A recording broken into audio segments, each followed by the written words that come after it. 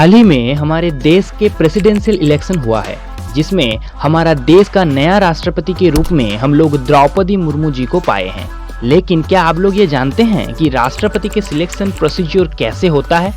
आखिरकार राष्ट्रपति होने के लिए कौन सा क्वालिफिकेशन चाहिए? राष्ट्रपति इलेक्शन में वोट कैसे होता है? बहुत सारे इंटरेस्टिंग सवालों का जवाब इस वीडियो में आप लोगों को मिलेगा। बहुत ध्यान से इस वीडियो को देखना। इन सभी विषयों को जानने से पहले आपको ये समझना होगा विधानसभा, लोकसभा और राज्यसभा क्या होता है। तो पहले हम लोग समझते हैं विधानसभा को। हर एक राज्य में विधानसभा होता है। विधानसभा में सीट्स का संख्या अलग अलग राज्यों में अलग अलग होता है। जिस राज्यों का पॉपुलेशन ज्यादा, उस राज्य का विधानसभा सीट्स ज्यादा। जैसे कि यूपी में पॉपुलेशन सबसे ज्यादा है, इसलिए वहाँ की विधानसभा सीट्स 403 है।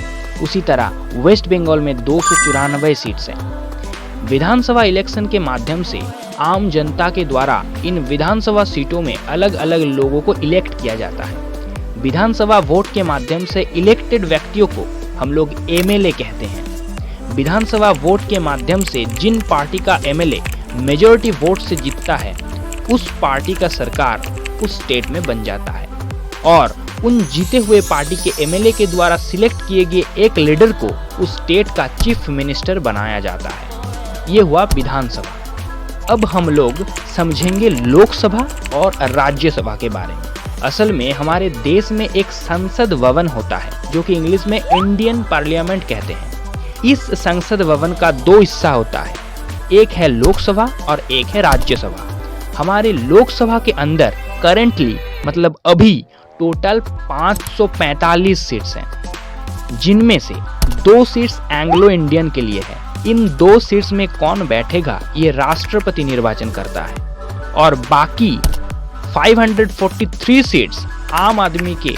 लोकसभा इलेक्शन के द्वारा निर्वाचित किया जाता है। अलग अलग राज्यों में पॉपुलेशन मुताबिक लोकसभा के सीट्स को डिवाइड किया होता है। जैसे कि यूपी में कुल 80 सीट है और महाराष्ट्र में 48 सीट और उसी तरह वेस्ट बंगाल में 42 सीट है लोकसभा में। और इसी तरह लोकसभा इलेक्शन के बाद उन सीटों में इलेक्टेड पर्सन को एमपी कहा जाता है और जिन पार्टी लोकसभा में मेजॉरिटी वोट से जीतता है, उस पार्टी का सरकार उस देश में बन जाता है और उस पार्टी के एमपी के द्वारा चुने गए लीडर को हमारे देश का प्राइम मिनिस्टर बनाया जाता है।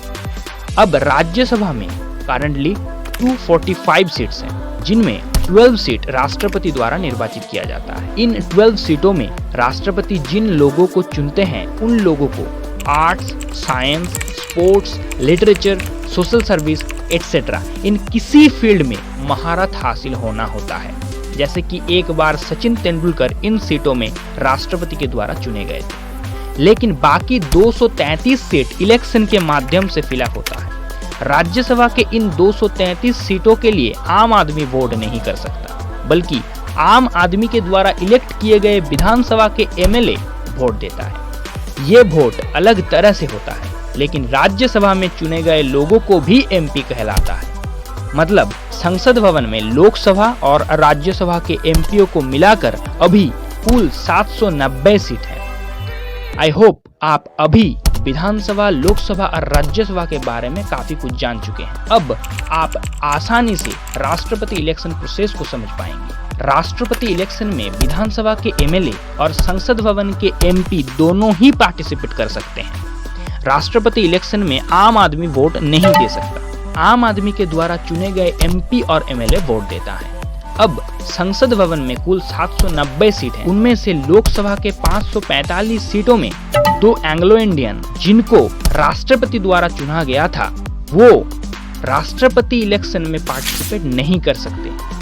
उसी तरह राज्यसभा में कुल 245 सीट्स थे, उनमें 12 सीट्स के मेंबर राष्ट्रपति द्वारा निर्वाचित होते हैं, इसलिए वो भी राष्ट्रपति इलेक्शन में पार्टिसिपेट नहीं कर पाते। तो असल में राष्ट्रपति इलेक्शन में लोकसभा से 543 एमपी और राज्यसभा से 233 एमपी पार्टिसिपेट करते हैं और देश की 28 राज्यों में से सभी विधानसभा की एमएलए वोट दे सकते हैं। अब राष्ट्रपति वोटिंग प्रोसेस को समझने से पहले हम लोग जानते हैं कि राष्ट्रपति के इलेक्शन में खड़े होने के लिए पहले आपको क्या क्या एलिजिबिलिटी जरूरत है।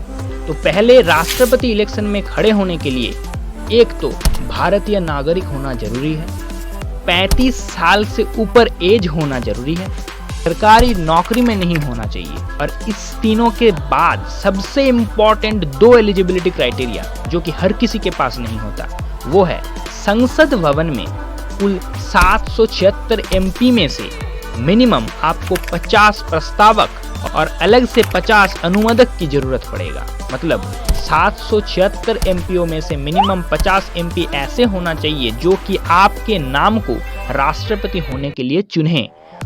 उन 50 एमपीओ को प्रस्तावक कहा जाता है और अलग से 50 एमपीओ को सम्मति देना होगा कि हाँ, इनको राष्ट्रपति इलेक्शन के लिए चुना जा सकता है। इन एमपीओ को अनुमोदक कहते हैं। मतलब संसद भवन में लोकसभा और राज्यसभा मिलाकर कुल 100 एमपीओ को आपके फेवर में होना होगा, तभी आप राष्ट्रपति चुनाव लड़ सकते हैं। इस तरह इस बार राष्ट्रपति चुनाव के लिए ऐसे 2 आदमी ही नॉमिनेटेड हुए थे। एक है द्रौपदी मुर्मू और दूसरा है यशवंत सिन्हा। अब हम लोग राष्ट्रपति के चुनाव का वोटिंग प्रोसेस समझते हैं। देखिए, लोकसभा और विधानसभा इलेक्शन की तरह राष्ट्रपति इलेक्शन ईवीएम में नहीं होता, बैलेट पेपर पे होता है। और यहाँ पर वोट काउंट नहीं होता, वोट वैल्यू काउंट होता है, जो कि विधानसभा के एमएलए का वोट वैल्यू अलग और संसद भवन में एमपीओ का वोट वैल्यू अलग होता है। लेकिन total vote value of MLA and total vote value of MP ये दोनों सेम होता है। चलिए एग्जाम्पल के थ्रू समझते हैं। देश के 28 स्टेटों में स्टेट वाइज अलग अलग पॉपुलेशन है और इसलिए जिस स्टेट में ज्यादा पॉपुलेशन उस स्टेट का इलेक्टेड एमएलए का वोट वैल्यू भी ज्यादा होता है। एमएलए का वोट वैल्यू निकालने के लिए एक फॉर्मूला यूज होता है जो कि है MLA vote value is equals to total population of the state divided by number of elected MLA in Vidhansabha into 1/1000। और एक बात, स्टेट वाइज जो पॉपुलेशन है ये 1971 के गणना के माध्यम से होता है, रिसेंट पॉपुलेशन के काउंट से नहीं होता। जैसे कि वेस्ट बंगाल में पॉपुलेशन है 4,43,12,011 according to 1971 census. Number of elected MLA in West Bengal is 294. So 4,43,1211 divided by 294 is equals to 1,50,721, and then 1,50,721 divided by 1000 is equals to 150.721 is near about 151।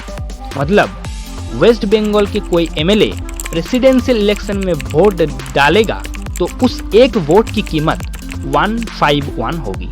उसी तरह यूपी के एमएलए का एक vote का value 208 सबसे ज्यादा और सिक्किम का एक एमएलए का वोट वैल्यू है 7 सबसे कम। अब वेस्ट बंगाल में सारे वोट के वैल्यू कितने हुए?